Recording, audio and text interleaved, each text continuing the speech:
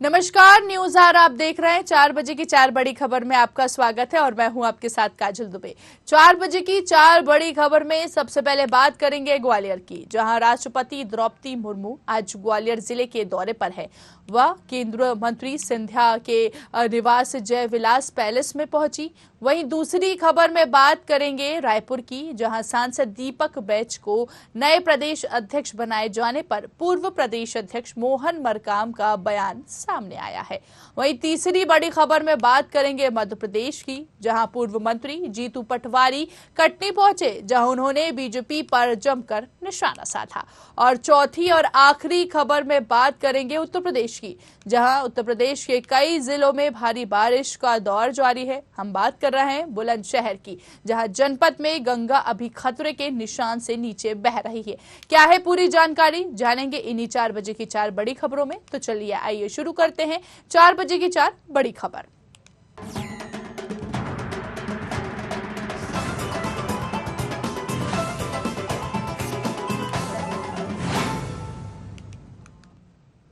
राष्ट्रपति द्रौपदी मुर्मू आज ग्वालियर जिले के दौरे पर है। वह केंद्रीय मंत्री सिंधिया के निवास जय विलास पैलेस में पहुंची, जहां जीवाजी राव सिंधिया संग्रहालय का अवलोकन कर रही हैं।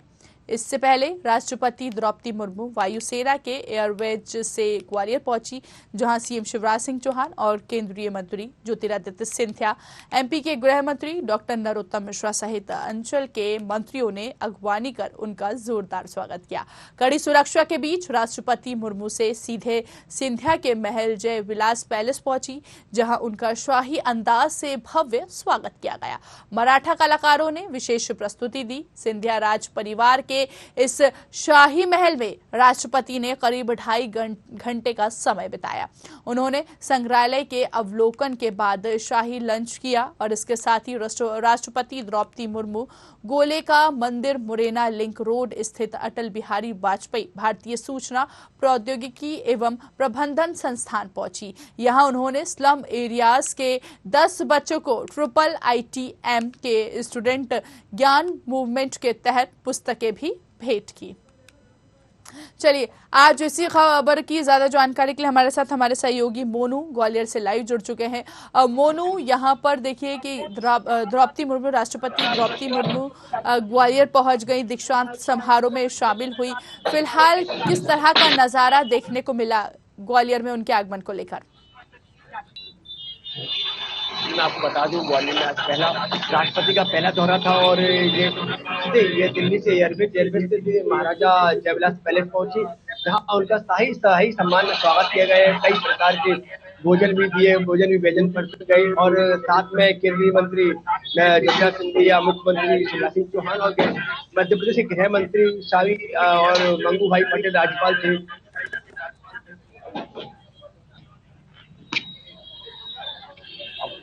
बिल्कुल मोनू, देखिए यहाँ पर उनका आगमन हुआ और भव्य स्वागत यहाँ पर किया। नरोत्तम मिश्रा, मुख्यमंत्री शिवराज सिंह चौहान ने अगवानी की और इसके साथ ही साथ हमने देखा कि राष्ट्रपति ने अपना संबोधन दिया। क्या कुछ कहा वो संबोधन में उन्होंने?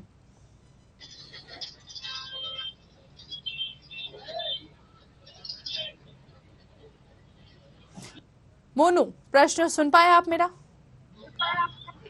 तो देखिए, आपको बता दें, राष्ट्रपति आज ग्वालियर जिले के दौरे पर हैं और इसके साथ ही केंद्रीय मंत्री सिंधिया के निवास पर वो पहुंची, जहां पर उनका जोरदार स्वागत किया गया। मुख्यमंत्री शिवराज सिंह चौहान, साथ ही साथ नरोत्तम मिश्रा ने उनकी अगवानी की और इसके साथ ही शाही अंदाज से उनका भव्य स्वागत किया गया। इस दौरान मराठा कलाकारों ने विशेष प्रस्तुति दी। सिंधिया राज परिवार के इस शाही महल में राष्ट्रपति ने करीब, बताया जा रहा है कि 2.5 घंटे जो है वो बिताए, 2.5 घंटे का समय बिताया और इसके साथ ही संग्रहालय के अवलोकन के बाद शाही लंच भी किया। राष्ट्रपति द्रौपदी मुर्मू गोले का मंदिर मुरैना लिंक रोड स्थित अटल बिहारी वाजपेयी भारतीय सूचना प्रौद्योगिकी एवं प्रबंधन संस्थान पहुंची, जहां पर उनका स्वागत, अभिनंदन किया गया।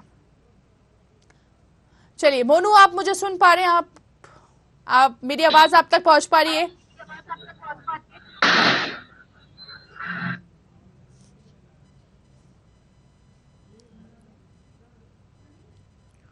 चलिए, तो हमारे संवाददाता से हमारा संपर्क नहीं हो पाया।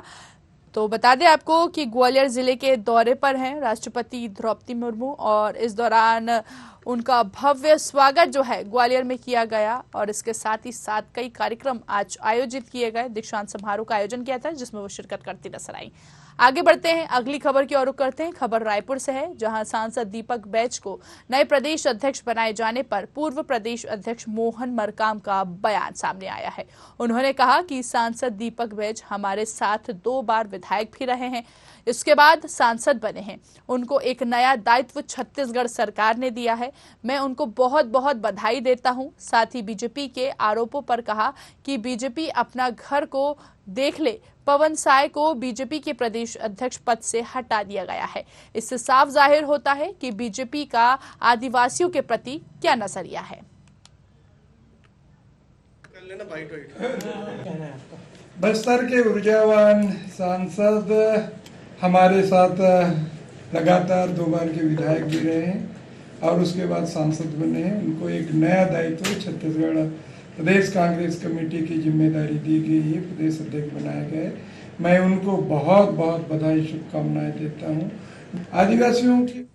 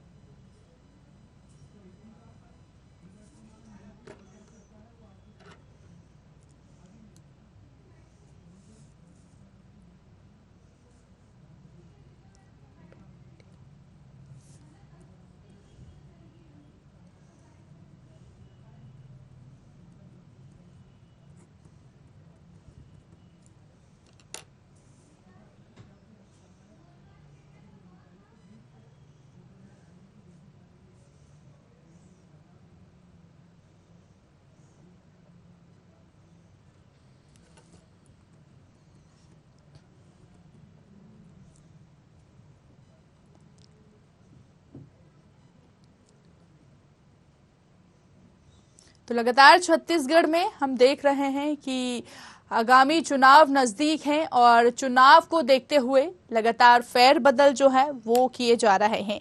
इसके साथ ही छत्तीसगढ़ सरकार में फेरबदल का दौर, या यूं कहें, जारी है। चुनाव से पहले ही भूपेश कैबिनेट में लगातार बदलाव जो था वो देखने को मिला, और इस बीच मोहन मरकाम छत्तीसगढ़ के शिक्षा मंत्री होंगे। शिक्षा मंत्री राजभवन में बताया जा रहा है, ऐसे कयास लगाए जा रहे हैं कि कल शपथ भी ले सकते हैं। कल सुबह 11:30 बजे पद और गोपनीयता की शपथ ले सकते हैं। प्रेमसाय सिंह टेकाम ने इस्तीफा दिया है, शिक्षा मंत्री से उन्होंने इस्तीफा दिया है। संगठन के बाद सरकार में लगातार बदलाव जो है वो देखने को मिल रहा है। मुख्यमंत्री भूपेश बघेल ने भी, हमने देखा कि संकेत जो थे वो देखते रहिए, इंतजार है, इस तरह के संकेत जो है मुख्यमंत्री भूपेश बघेल ने दिए थे। तो लगातार छत्तीसगढ़ में विधानसभा चुनाव जैसे कि हम देख रहे हैं कि नजदीक है, और इसी को देखते हुए लगातार फेर बदल जो है छत्तीसगढ़ में देखने को मिल रहा है। चाहे नेता प्रतिपक्ष की बात करें, या मंत्री की बात करें, या शिक्षा मंत्री की बात करें, तो इस तरह के फेर बदल जो है छत्तीसगढ़ में देखने को मिल रहे हैं। और इसके साथ ही साथ कयास लगाए जा रहे हैं कि मोहन मरकाम मंत्री पद की कल शपथ ले सकते हैं, और इसके साथ ही साथ विधानसभा चुनाव नजदीक हैं, जिसको लेकर यहां पर कयास लगाए जा रहे हैं। मुख्यमंत्री भूपेश बघेल ने भी कहीं ना कहीं संकेत दिए इस तरह के। तो लगातार बैठकों का दौर जो है वो जारी है, और इस बीच बैठक में कई बड़े निर्णय जो हैं वो लिए गए हैं। सूत्रों के हवाले से खबर भी ये सामने आई है कि और भी मंत्रियों के बदलने की सूचना जो है वो प्राप्त हो सकती है। तो छत्तीसगढ़ की राजनीति में अभी हलचल जो है वो देखने को मिल रही है, और इस हलचल के बीच लगातार पद जो है वो चेंज किए जा रहे हैं, बदले जा रहे हैं। फेर बदल, या यूं कहें कि फेर बदल जो है वो देखने को मिल रहा है।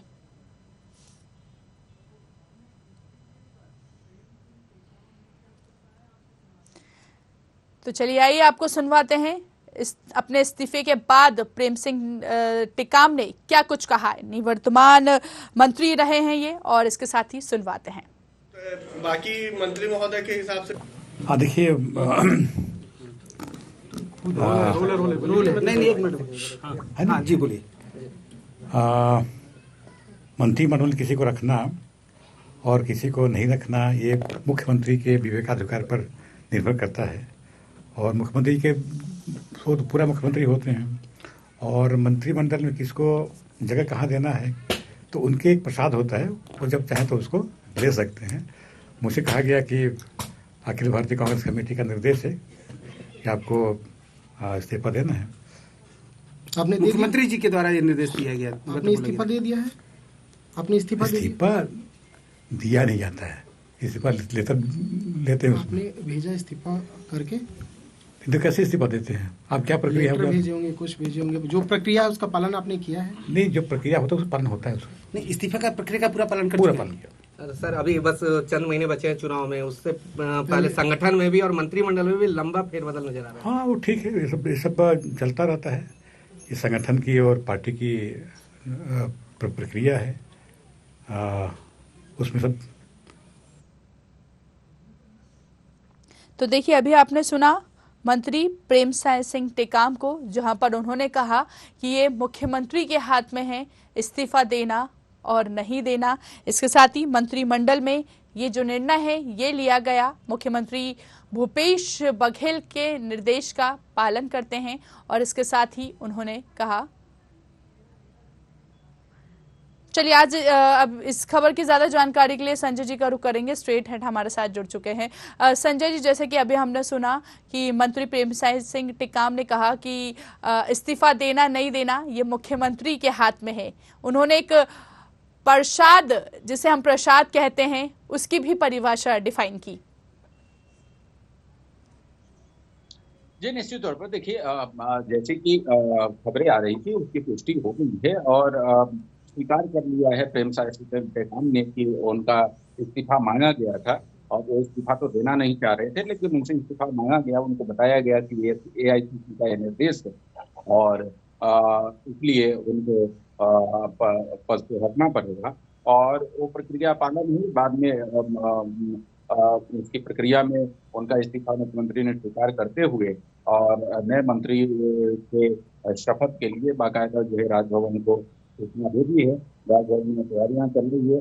कल सुबह 11:30 बजे शपथ ग्रहण की चर्चा है। सुबह 11 बजे मंत्री के रूप में मोहन मरकाम शपथ लेंगे, और आपने तस्वीरों में देखी, जैसे ही ये सूचना उन तक पहुंची है उसके बाद उनके समर्थकों में जो है जश्न है, समर्थक खुश है और फूल माला लेकर के मिठाइयों के साथ उन तक पहुंचे हैं। उनको फूल माला पहनाई जा रही है, गुलदस्ते दिए जा रहे हैं, मिठाइयाँ खिलाई जा रही है। तो सब कुछ स्पष्ट है अब कि कल 11:30 बजे मोहन मरकाम बतौर मंत्री भूपेश बघेल के कैबिनेट के सदस्य के रूप में शपथ लेंगे। बिल्कुल संजय जी, जिस तरह से हम देख रहे हैं कि छत्तीसगढ़ में राजनीति जो है वो अलग अंदाज में नजर आ रही है, और इसके साथ ही मुख्यमंत्री भूपेश बघेल ने भी कहीं ना कहीं संकेत दिए हैं कि आगे आगे देखिए होता है क्या। तो क्या लगता है कि कुछ और मंत्री में भी बदलाव जो है वो देखने को मिल सकते हैं छत्तीसगढ़ में?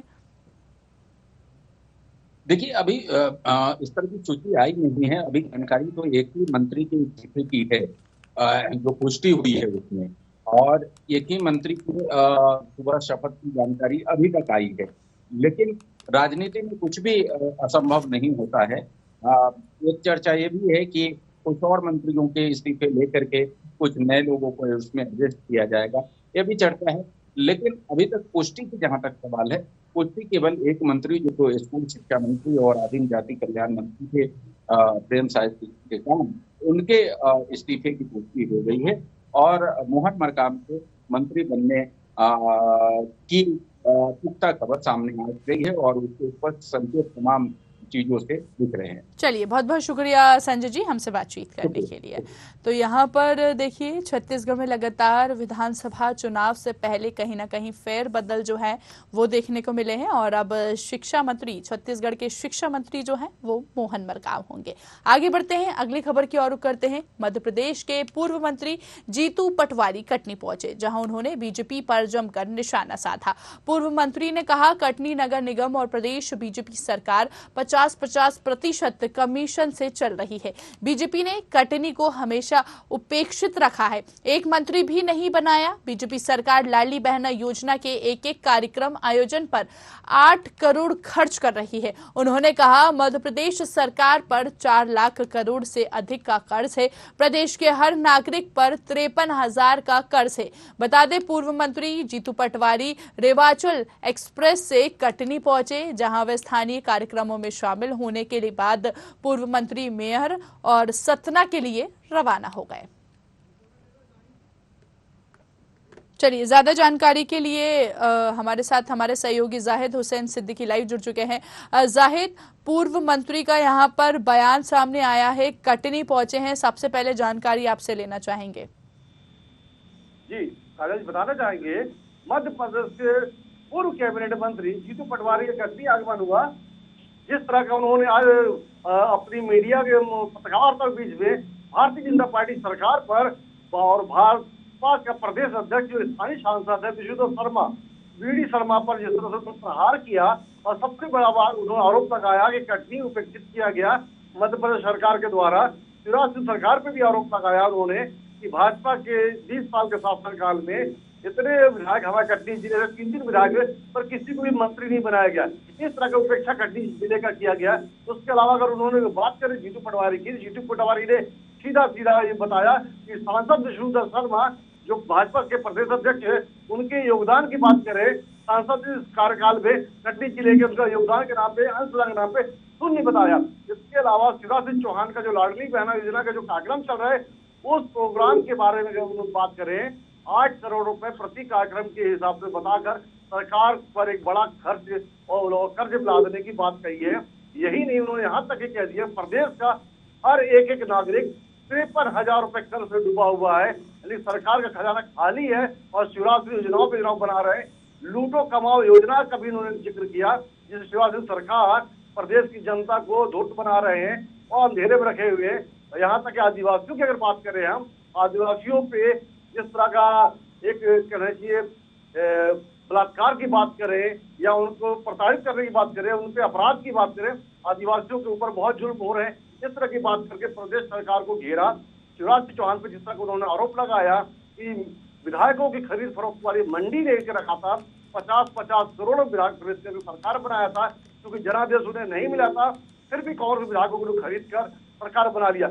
इन तमाम तरह की चीजों को लेकर आरोपित करते हुए ये चुनावी साल है। वहीं अगर बात करें हम भाजपा प्रदेश अध्यक्ष वीडी शर्मा की अगर बात करें, उन्होंने कहा कि मोदी लहर से जीते हुए नेता हैं, वो अभी कभी एक सरपंच का चुनाव नहीं जीते, सीधे मोदी लहर में सांसद बन गए। ये उनके लिए एक उपलब्धि कह सकती है, पर उनको अनुभव नहीं है जमीनी तरह का, और वो कुछ भी कह सकते हैं। उनकी योग्यता पर उन्होंने कह दिया, उनकी जैसी योग्यता है वो बात करते हैं। अगर मतलब बात करें शिवराज सिंह चौहान सरकार की, सरकार के ऊपर उन्होंने सीधा सीधा कहा कि लाडली बहन योजना हो या विकास की बात करें या कटनी जिले के विकास की बात करें, सिर्फ उन्होंने कहा किया कुछ नहीं। इस तरह की तमाम बातों को लेकर जीतू पटवारी ने सरकार को घेरा है। वही नहीं, उन्होंने यह भी कहा कि हमारी सरकार आएगी तो हम जो हमारा वचन है उसको हम निभाएंगे। 500 रुपये सिलेंडर, 1500 रुपये महिलाओं को देने की बात किया है और 200 यूनिट बिजली हाफ देने की बात, तमाम तरह की बात करने के लिए उन्होंने कहा कि हमारी योजना बन चुकी है। हम प्रदेश की सरकार, प्रदेश की जनता को सरकार बनते ही हम तमाम चीजों का देंगे और लोगों उपलब्धियों की बात किया कि हम जो पूर्व की 15 महीने की सरकार थी, हमारी 15 महीने सरकार में हम किसानों को माफ किया था, अब की सरकार बनने पे फिर वही योजना को हम लागू करेंगे। इस तरह की तमाम चीजों करते हुए उन्होंने भाजपा सरकार को आड़े हाथों लिया और कहीं ना कहीं कह सकते हैं कि कांग्रेस इस समय प्रहार की मुद्रा में है। जीतू पटवारी का जो आज का मीडिया पत्रकार वार्ता थी, वो पूरे पत्रकार वार्ता के दौर में उन्होंने भाजपा सरकार को घेरा।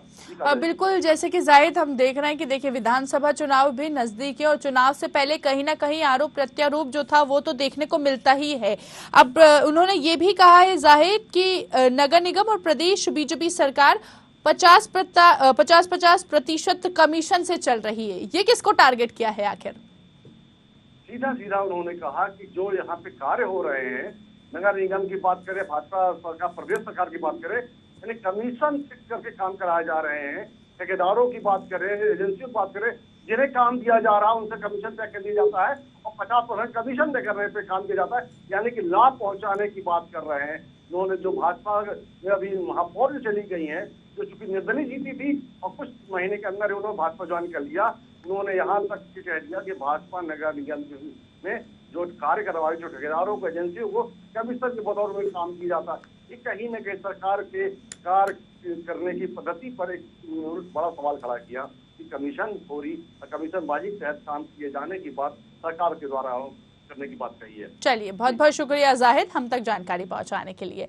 तो लगातार देख रहे हैं हम आरोप प्रत्यारोप का दौर जो है वो शुरू हो चुका है और इसके साथ ही पूर्व मंत्री जो थे वो कटनी पहुंचे, जहां पर उन्होंने बीजेपी पर जमकर निशाना साधा।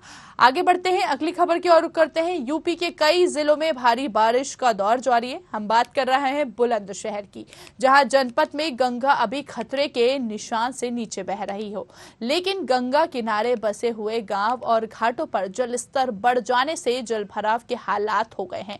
जलभराव के कारण जनजीवन अस्त व्यस्त हो गया है। दुकानदार वहां से पलायन की स्थिति में है। जिलाधिकारी का कहना है सभी इंतजाम किए गए हैं। बता दें, जलभराव की ये तस्वीर बुलंदशहर जनपद की है, जहां 5 दिनों से हो रही बारिश से जिससे जलस्तर बढ़ रहा है और पहाड़ी क्षेत्रों में, साथ ही हथनी कुंड बैराज से आ रही गंगा के पानी से जलभराव की स्थिति भयावह होती नजर आ रही है।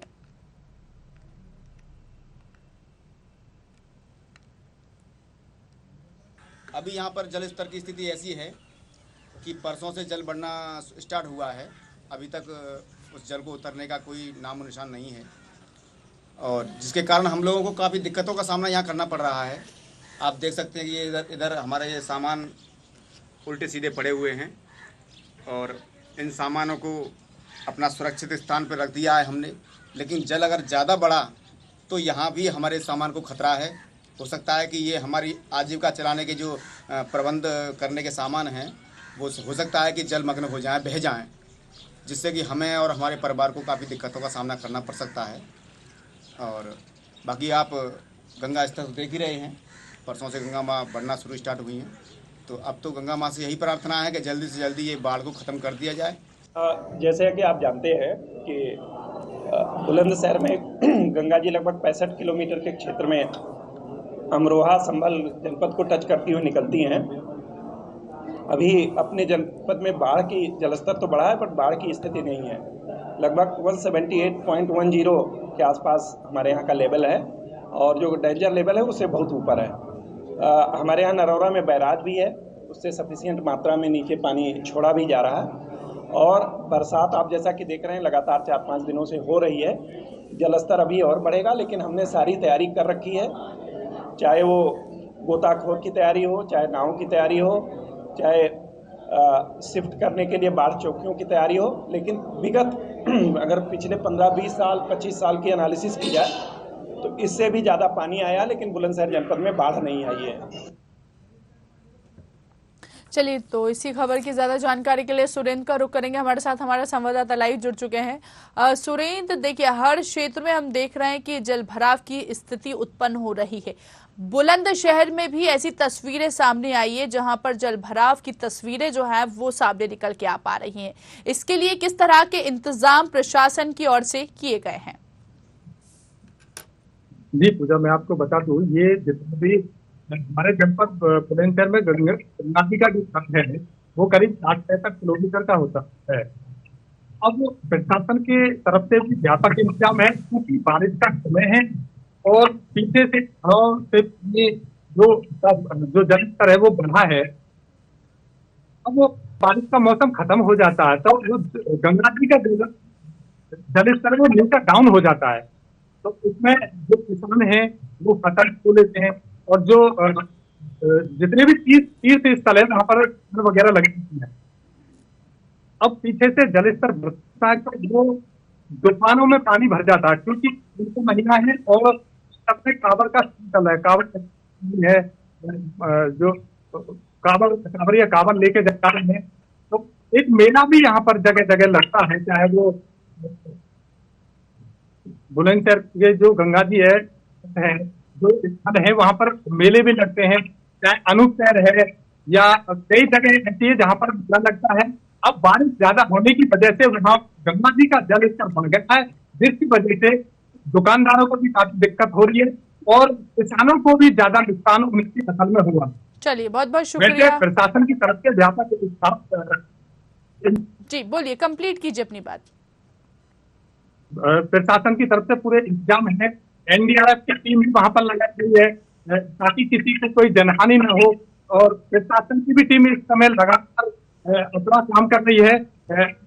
वो सुरक्षा व्यवस्था में पूरी लगी हुई है और डीएम साहब का कहना है कि घबराने की कोई जरूरत नहीं है, उनकी तरफ से पूरे व्यापक इंतजाम इस समस्या से निपटने के लिए। कुल मिलाकर देखें तो प्रशासन की तरफ से यहाँ पर व्यवस्था जो है वो पूर्ण कर ली गई है। चलिए बहुत बहुत शुक्रिया सुरेंद्र हम तक जानकारी पहुंचाने के लिए। तो लगातार बुलंदशहर से ये तस्वीरें हम बता रहे थे जहाँ पर जल भराव की स्थिति जो है वो उत्पन्न हो गई है, लेकिन प्रशासन अपनी तरफ से तैयारियों में जुटा हुआ है। ये 4 बजे की 4 बड़ी खबरों में इतना ही। आप दीजिए मुझे इजाजत और देखते रहिए न्यूज़ आर। नमस्कार।